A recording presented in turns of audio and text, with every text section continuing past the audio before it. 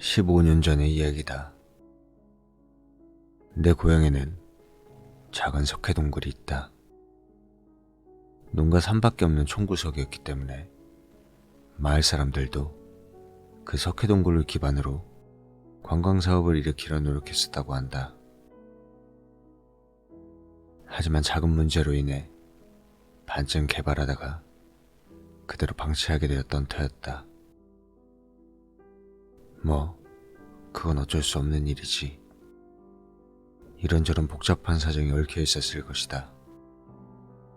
아무튼 그렇게 방치되어 있던 석회동굴이 사실은 조금 범상치 않은 곳이었다.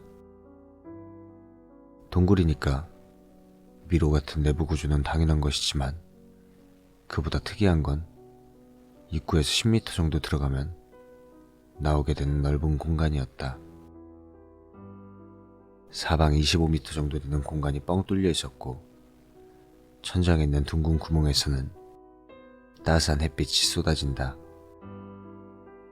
발밑을 흐르는 차가운 물은 그 빛을 반사해 마치 사파이어처럼 푸르게 반짝반짝 빛났다. 거기서 조금 더 들어가면 물이 1m 정도 고인 웅덩이도 있어서 그 무렵 마을 아이들에게는 천연 물놀이장 겸 비밀기지로 애용되었던 곳이다. 물론 어른들은 석회동굴에 들어가면 안 된다고 우리에게 훈계를 늘어놓았다. 하지만 아주 어렸던 우리들 중 왜 석회동굴에서 놀면 안 되는 건지 납득할 만한 건 아무것도 없었다. 우리는 매일같이 질리지도 않고 석회동굴에서 놀았다. 집에서 몰래 과자를 가져와 먹기도 하고 반쯤은 자기 방처럼 편하게 여기고 있었다. 그와 만난 것은 그런 일상이 이어지던 어느 여름날이었다. 마침 마을 최대 이벤트인 여름축제가 열린 날이었다. 그날만큼은 우리도 석회동굴이 아니라 축제가 열리는 신사에 모여 어른들이 준비하는 걸 곁눈질하며 경내를 돌아다니고 있었다. 그는 여름축제 준비를 하던 어른들 중 누군가를 따라왔던 듯 했다. 할 일이 없는 나머지 그저 심심해서 나무 그늘 아래에 앉아 있었고 그는 우리가 놀고 있는 걸 한동안 바라보더니 술래잡기를 하다 내가 술래가 되자 그제서야 말을 걸어왔다. 나도 끼워주지 않을래? 응? 그건 괜찮은데 너 누구야? 시골에서는 좀처 보기 힘든 깔끔한 분위기를 한 소년을 보고 나는 당황해서 조금 뒷걸음질 쳤다. 그런 내 모습을 보며 그는 웃으며 간단히 자기소개를 했다. 나는 K라고 해. 여름방학이라서 할아버지 댁에 놀러왔어. 우리는 타지 사람인 K를 약간 경계했다. 하지만 K가 말해주는 도시 이야기는 재미있었고 함께 노는 사이에 곧 우리는 허물없는 친구가 되었다. 그래서 앞으로도 한동안 마을에 머물 거라는 K에게 그럼 내일 우리 비밀기지에 너도 초대해줄게 라고 말했던 건 결코 이상한 일은 아니었으리라. 그날 모인 건 친구 A, B, C 그리고 나와 K까지 모두 5명이었다. K는 우리에게 석회동굴 이야기를 듣자 눈동자를 빛내며 빨리 가보고 싶어 라며 우리 뒤를 졸졸 따라다녔다. 좁은 길을 지나 예의 그 공터가 나오자 K는 흥분해 소리쳤다. 우와, 대단해. 게임에 나오는 데 같아.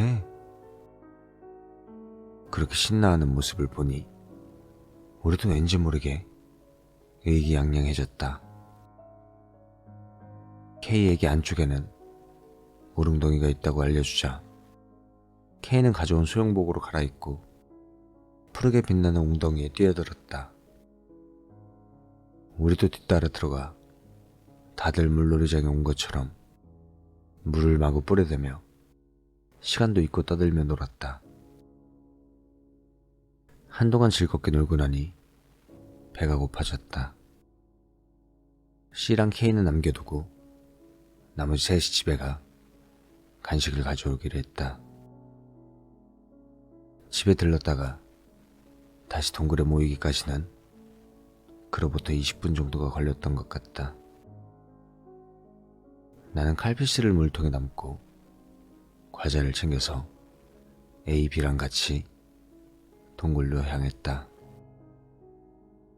그리고 셋이서 동굴 안에 들어갔는데 거기 있어야 할 C와 K의 모습이 보이질 않았다.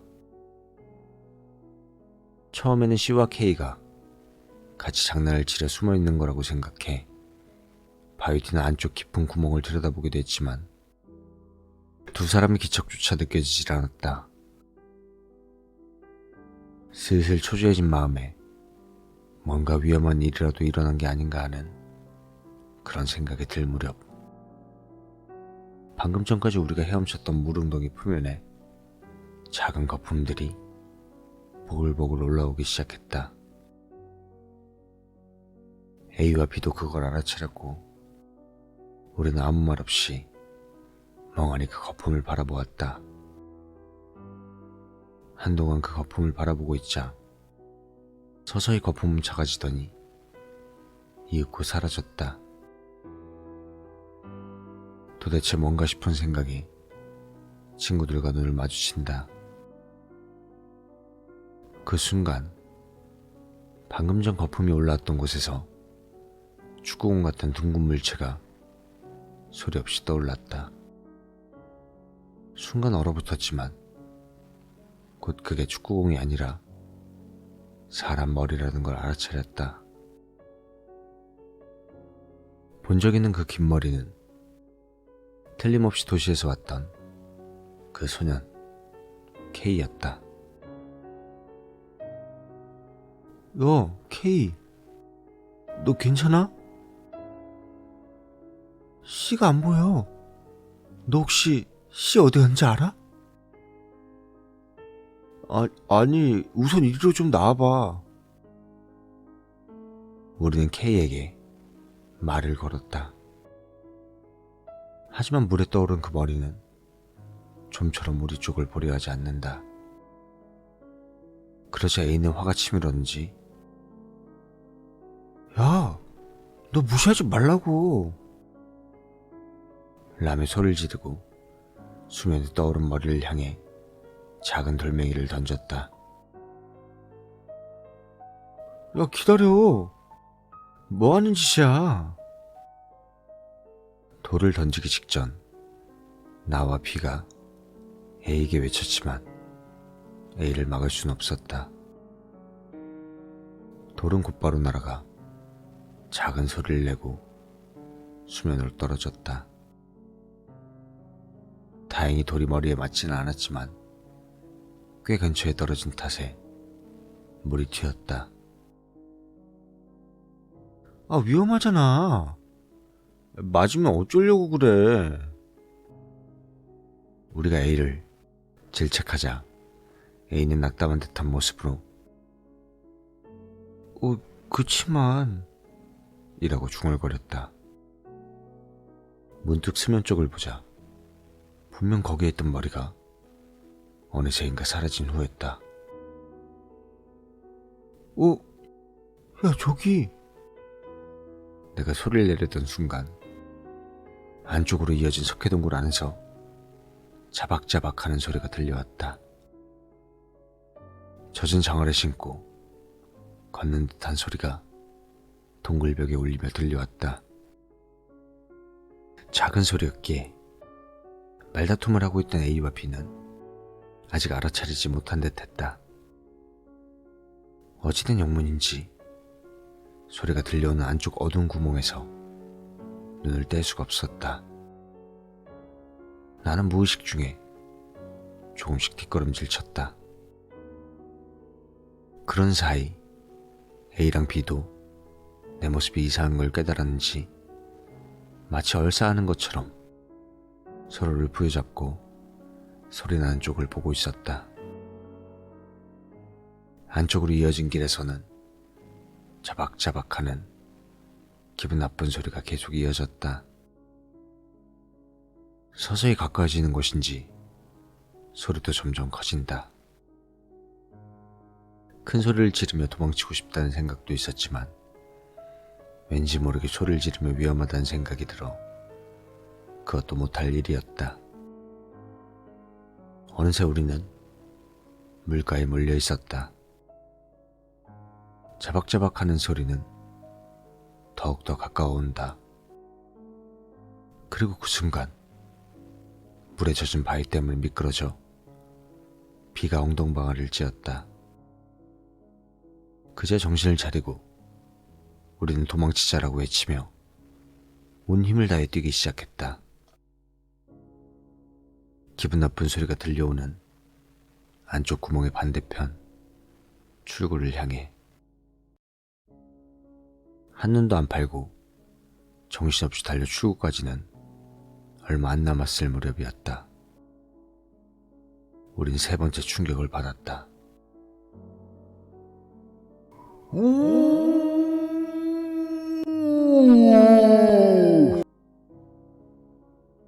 지저로부터 울리는 듯한 심소리가 출입구 부근에서 들려왔던 것이다.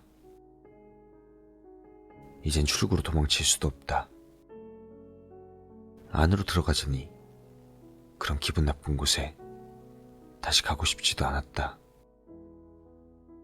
나는 오금이 저리고 허리가 아파 힘없이 그 자리에 주저앉고 말았다. 이제 끝이다. 본능적으로 공포를 피할 생각이었을까? 나는 눈을 꽉 감았다. 곧이어 머리를 바위로 얻어맞은 것 같은 충격이 느껴졌다. 눈 안쪽에서는 별이 빛났다. 귀신한테 맞았어. 귀신은 사람을 때릴 수 있구나. 공포 때문에 나는 이상한 생각만 하고 있었다. 그런데 어째서인지 사라졌던 C의 목소리가 들려온다. 야, 괜찮아? 어? 나와 A, B는 조심스레 고개를 들었다. 거기는 걱정스러운 얼굴을 하고 있는 C와 머리 끝까지 화가 난 B네 아버지랑 C네 아버지가 있었다. 그 세 사람은 멍하니 있는 우리를 내버려두고 셋이서 말하기 시작했다. 어휴, 이 멍청한 자식아. 여긴 들어오지 말라고 그렇게 말을 해도 못 알아듣겠냐? 화를 잔뜩 내는 C네 아버지와는 달리 B네 아버지는 C에게 물었다. C, 여기서 놀던 건 이 녀석들 뿐이냐? 아니요. 한 명 더 있는데 그 도시에서 온 K란 아이가. 뭐? K라고? 어느 집 아이야 그건? 그게 분명히 저쪽 할아버지네 집 손자라고. 하지만 C의 이야기를 들은 아저씨들은 의아하다는 표정으로 서로 얼굴을 마주봤다.